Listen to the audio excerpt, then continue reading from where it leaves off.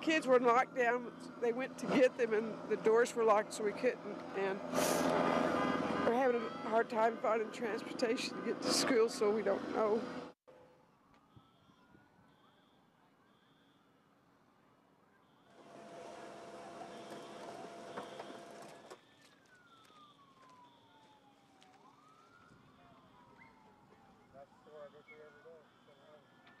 Just into the office. They were in the hallways, heads down, I mean, doing everything that they knew to do.